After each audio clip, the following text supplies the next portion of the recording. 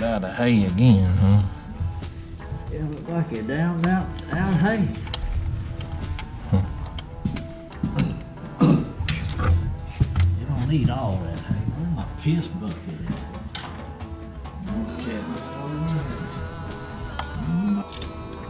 Alright, now that you got the lower timing cover installed, put the engine mount on and torque to 33 foot-pounds.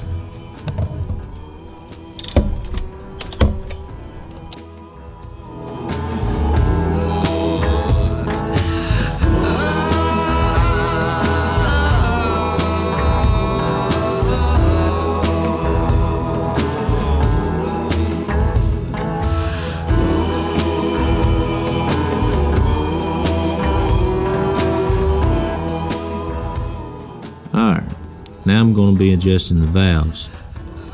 First, make sure your number 1 cylinder is at top dead center and your front camshaft timing mark number 1 is lined up with the line. The timing mark, that is. Alright, first I'm going to start with the intake valves on cylinder number 1. Your typical reading should be anywhere from 8 to 9 thousandths. So first you're going to start with the filler gauge. I have already previously checked this valve clearance here and I could get up to 19 thousandths. So they are a little looser than spec. So I'm going to adjust each and every valve on the intakes until I get 8 to 9 thousandths.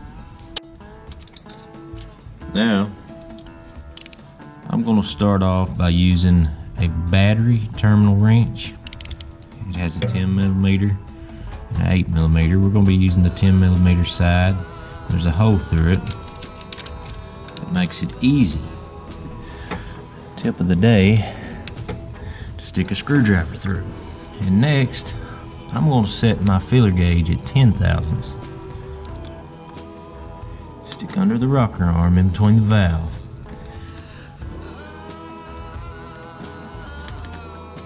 Loosen the jam nut and tighten the valve down, or the set screw, that is, adjusting screw. Tighten it down to the 10 thousandths and then lock back.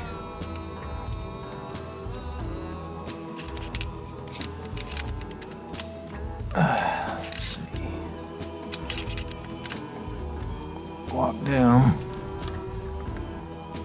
my jam nut. 10 thousandths is a little tight, so let's see what 8 thousandths feels like. You don't want them too tight. I like them a little looser than I do too tight. Now 8 thousandths has a slight drag. That's the minimum that you want to go.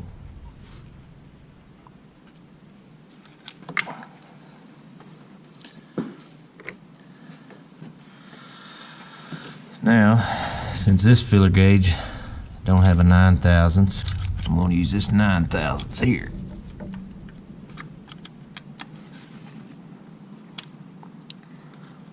Nine thousandths has a slight drag.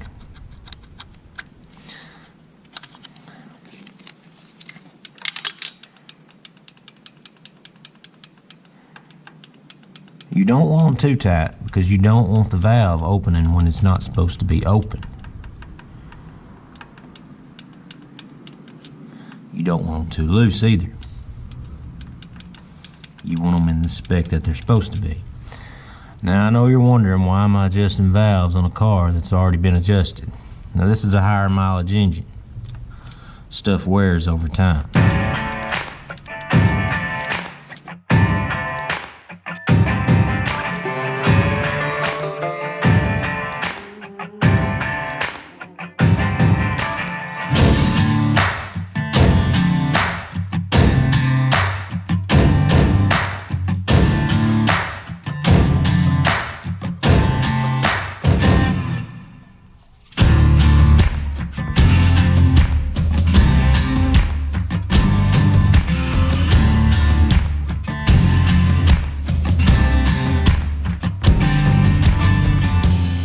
Next, on cylinder 1, you'll be doing the exhaust valve clearance.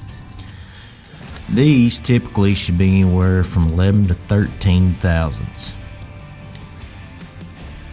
Alright, once you got your intake and exhaust valve clearance set on cylinder number 1, rotate your crank clockwise till cylinder number 4 is at top dead center.